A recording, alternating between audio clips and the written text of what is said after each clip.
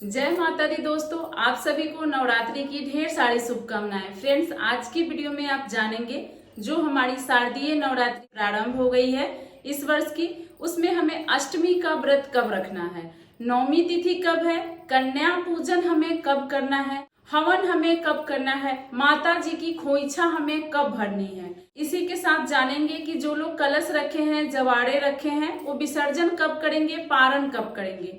जो लोग केवल प्रतिपदा और अष्टमी का व्रत रखते हैं वो पारण कब करेंगे और क्या खाकर पारण करना है। जो लोग बिना कलश रखे व्रत कर रहे हैं वो विसर्जन कब करेंगे और पारण कब करेंगे। तो बहुत सारी महत्वपूर्ण जानकारी अष्टमी, नवमी, कन्या पूजन, संपूर्ण नवरात्रि की आपको प्राप्त होने वाली है। वीडियो को अंत तक जरूर देखें। वीडियो आपको पसंद आती है, पहली बार आप मेरी वीडियो देख रहे हैं तो चैनल को सब्सक्राइब करके बेल आइकन प्रेस कर ले, जिससे आगे मैं और भी वीडियो लाऊं तो आपको नोटिफिकेशन सबसे पहले मिल जाए। वीडियो को एक लाइक करके कमेंट में माता जी की जयकारे, जय माता दी जरूर लिखें। जो लोग कलश रखे हैं, जवाड़े रखे हैं, वो दशहरा के दिन दसवीं तिथि में कलश विसर्जन करके उसके बाद पारण करेंगे। जो लोग बिना कलश रखे व्रत रख रहे हैं लोग भी दसवीं तिथि को ही जो आपकी चढ़ाई हुई फूल पत्ती वगैरह होगी, चावल वगैरह जो रख के आप पूजा कर रहे होंगे, वो सभी को जल विसर्जित करके दसवीं तिथि में ही पारण करेंगे। नवरात्रि 9 दिन की होती है, इस बार 10 दिन की हो गई है। ऐसे नवरात्रि 9 दिन की होती है। तो नवरात्रि जब तक हमारी पूरा नहीं होती, हमारा नवरात्रि संपूर्ण नहीं होता है। तो इसलिए आप लोग दसवीं तिथि में ही पारण करें। आप लोगों का बहुत सारा प्रश्न आ रहा था कि अष्टमी तिथि कन्या पूजन हवन को लेकर बहुत कंफ्यूजन हो रहा है, तो इस वीडियो में संपूर्ण जानकारी प्राप्त हो जाएगी। वीडियो को अंत तक आप देखते रहें। अब देखिए, जो लोग प्रतिपदा और अष्टमी का व्रत रखते हैं वो कब पारण करेंगे। तो देखिए, आप प्रतिपदा का व्रत तो रख लिए हैं, अष्टमी का व्रत हम सभी को 30 सितंबर 2025 दिन मंगलवार को रखनी है। अच्छे से बातों को समझ लीजिएगा। एक तिथि 2 दिन थी इसलिए बहुत कंफ्यूजन हो रहा है, तो तृतीया तिथि 2 दिन थी। आगे सभी तिथियां अपने समय पर है, समय से उदया तिथि में मिल रही है। तो उदया तिथि में हमें अष्टमी तिथि मिल रही है 30 सितंबर 2025 को। तो 30 सितंबर दिन मंगलवार को हम लोग अष्टमी का व्रत रखेंगे। जो लोग प्रतिपदा और अष्टमी का व्रत रखेंगे वो 30 सितंबर को रख कर, यहाँ कन्या पूजन अष्टमी में की जाती हो तो आप अष्टमी के दिन भी कर सकते हैं, नहीं तो नवमी में तो सर्वोत्तम है। नवमी तिथि में बुधवार के दिन आप लोग 1 अक्टूबर को कन्या पूजन करके उसके बाद जो कन्या के लिए भोजन बनाएंगे आप, खीर पूरी चने हलवा, वही खाकर अपने व्रत का पारण करेंगे। जो लोग प्रतिपदा और अष्टमी व्रत रखते हैं, लेकिन जो लोग पूरे 9 दिन की व्रत रखते हैं उन्हें दसवीं में पारण करना है। अब देखिए, यहाँ पे कुछ बहनों का प्रश्न आया है कि हमारे यहाँ नवमी को ही पारण कर लिया जाता है। तो जी, ये गलत नहीं है। जो हमारी वेद पुराण काशी से प्रकाशित होती है उसमें ये दिया हुआ है कि नवमी तिथि में ही पारण करना है। आप लोग गलत नहीं है। तो अगर आपके यहाँ की मान्यता है, आपके यहाँ नवमी में की जाती है, सभी लोग करते हैं, आप भी बहुत दिन से करते आ रहे हैं, तो नवमी में आपको पारण करने में कोई दिक्कत नहीं है। कोई कंफ्यूजन में मत रहिए। माता का व्रत, माता का पूजा मन से होता है, आस्था से होता है, इसलिए आप नवमी में भी पारण करेंगे तो कोई दिक्कत नहीं है। वैसे जिनके यहाँ की मान्यता नहीं है वो लोग दसवीं में पारण करें। अब आप सभी कमेंट जरूर करेंगे कि दीदी आपका भी व्रत है तो आप कब पारण कर रही हैं। तो देखिए, मैं 26 साल से कर रही हूँ नवरात्रि, और जब से प्रारंभ की 1-2 साल तो मैं भी नवमी में कर ली थी पारण, जब तक जानकारी नहीं थी। सर्वोत्तम पंडित से हमें जानकारी प्राप्त हुई कि नहीं, नवमी में नहीं, हमें दसवीं में पारण करना चाहिए। उसके बाद से मैं भी दसवीं में ही पारण करती हूँ। दशहरा के दिन सुबह 4 बजे उठती हूँ, नहा धोकर जय को उठाकर पूजा पाठ करके जल विसर्जित करके आती हूँ, मंदिर होके आती हूँ। उसके बाद में कुछ मीठा भोजन बनाकर, खीर या हलवा, तब मैं पारण करती हूँ। कुछ बहनों का प्रश्न आया है कि मीठा 9 दिन से खा रहे हैं, पारण में नहीं खाया जाएगा। तो कोई बात नहीं है। जो लौंग इलायची आप प्रतिदिन माता जी को अर्पित कर रही हैं वो भी आप दसवीं के दिन प्रसाद स्वरूप खाकर उसके बाद से आप अपना व्रत खोल सकती हैं, कुछ भी खा सकती हैं, इसमें दिक्कत नहीं है।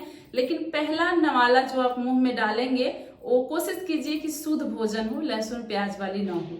उसके बाद से आप सब कुछ खा सकते हैं, कोई दिक्कत नहीं है। चलिए जान लेते हैं कि माता जी की खोइछा कब भरनी है, कन्या पूजन कब करनी है। तो देखिए, माता जी की खोइछा और माता को 16 श्रृंगार अष्टमी में ही चढ़ाया जाता है। अष्टमी तिथि के दिन पूरे 16 श्रृंगार आप माता जी को चढ़ाएं। साड़ी, कपड़े, गहने और जो भी श्रृंगार हम लोग करते हैं, अगर आपका कोई नया गहना हो, कोई साड़ी है तो वो भी आप चढ़ा सकते हैं, सूट है वो भी चढ़ा सकते हैं।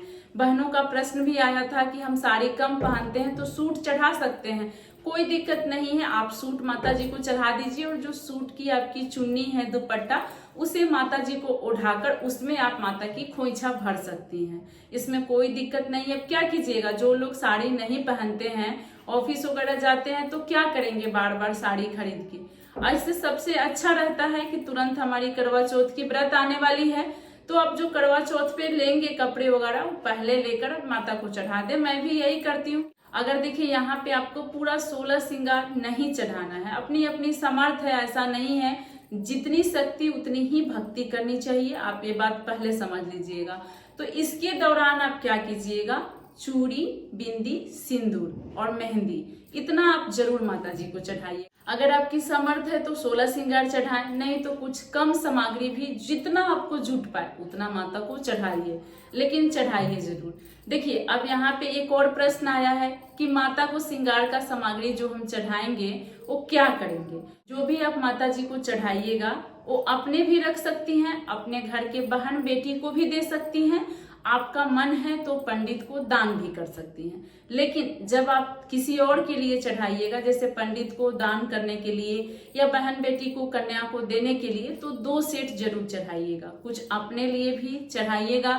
9 दिन का व्रत बहुत कठिन होता है, खिलवाड़ नहीं है। 9 दिन आप व्रत रखे हैं, माता जी से हमें सुहाग भी लेनी है ना, मांगनी है, तो इसलिए कुछ अपने लिए भी आप जरूर चढ़ाइएगा। वो आप अपने लिए रख लीजिएगा और दान करना चाहती हैं तो आप दान कर दीजिएगा।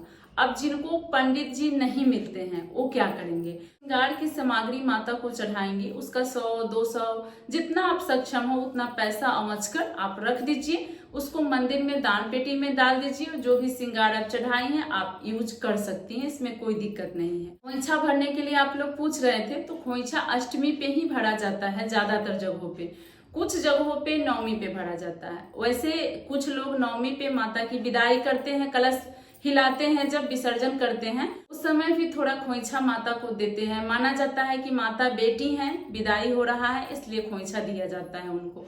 ऐसे खोइछा जो भरने के लिए मैं वीडियो डाली हूँ, आपको यहाँ भी लिंक दे दूंगी डिस्क्रिप्शन में, देखिएगा, उसमें विधिवत बताई हूँ मैं कि खोइछा कैसे भरते हैं।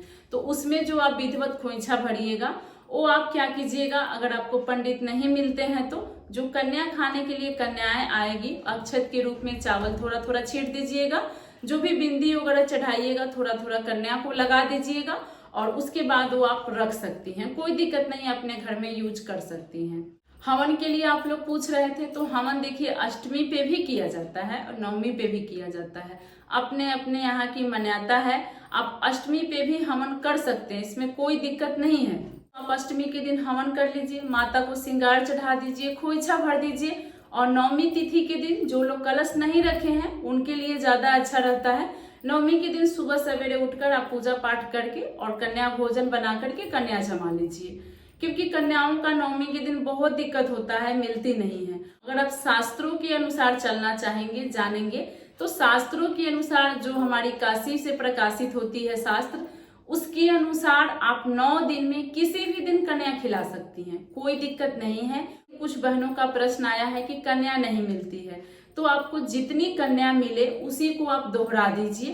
कुछ लोगों का ये भी प्रश्न आया है कि कन्या का भोजन हम नहीं बना पाते हैं, अकेले बच्चा छोटा है, तो ऐसे में देखिए फल फूल आप निकाल दीजिए, कुछ शुद्ध मिठाई मंगा लीजिए खोया का, और दक्षिणा रहकर आप प्लेट में देना चाहती हैं या दोने में देना चाहती हैं दे दीजिए। लेकिन जो आजकल ये परंपरा बनी हुई है, लोगों को मैं देखती हूँ वीडियो में कुरकुरे, चिप्स, चॉकलेट देते हैं, तो देखिए ये तो सही नहीं है। जूस कुछ हद तक ठीक है क्योंकि वो मीठा होता है शरबत के जैसा, लेकिन बताइए ये नमक की चीजें वो कैसे बनाए होंगे, कैसे नहीं, कुरकुरे, चिप्स, तो ये सब चीज कन्या को खिलाना सही नहीं है। तो आप सभी के प्रश्नों का उत्तर मैं देने की कोशिश की हूँ। अष्टमी जो लोग व्रत रखते हैं वो 30 सितंबर 2025 दिन मंगलवार को रखेंगे और नवमी में कन्या खिला करके व्रत का पारण करेंगे।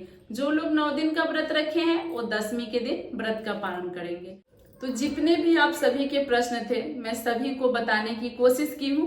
कुछ रह गई हो तो आप कमेंट में पूछ लीजिएगा। और ये वीडियो आप सभी को पसंद आई हो, जानकारी अच्छी लगी हो, वीडियो को एक लाइक जरूर कर दीजिएगा और आगे इसी तरह की वीडियो जानकारी के लिए चैनल को सब्सक्राइब कर लीजिएगा। कमेंट में माता जी की जयकारी जय माता दी जरूर लिखिएगा। आप सभी को नवरात्रि की ढेर सारी शुभकामनाएं। माता रानी हम सब पर अपनी असीम कृपा बरसाती रहे।